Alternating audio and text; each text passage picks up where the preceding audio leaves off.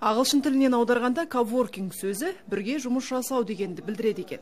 Қазірдің өзінде мұнда қыз-қыз қайнаған тірлік. Мәселен, Ұлағат шығармашылық клубының өкілдері клубтың шығармашылық кешіне дайындалып жатыр. Бұл жастар орталығының жасап отырған бастамасы, яғни біздің Ұлағат шығармашылық жастар клубы. Мен сияқты артымыздан ерген талай талантты жастардың дарынын ашуға үлкен мүмкіндік сыйлайды. Ал мына бөлмеде Валтек волонтерлік корпусы жұмыс істеуде.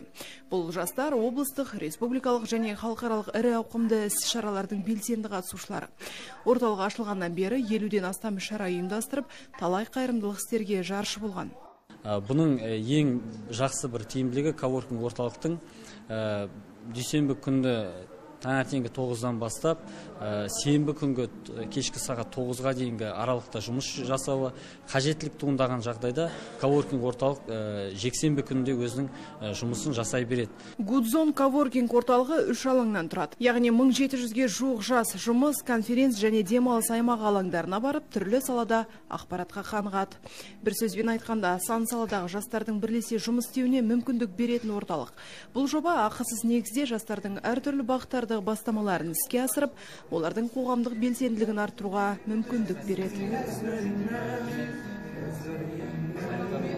Мұнда әлеуметтік жобалар аясында жас буын өкілдеріне барлық жағдай жасалған. Мәселен, жастар кәсіпкерлігін қолдау мақсатында бизнес семинарлар өткізіледі. Нұрлы жер 7-20-25 сияқты мемлекеттік бағдарламаларды түсіндіру үшін банк өкілдері де арнайы шақырылады. Райхан Сарянбек, Ғабиден Құрышбеков, Роман Капылов, Сарыарқа.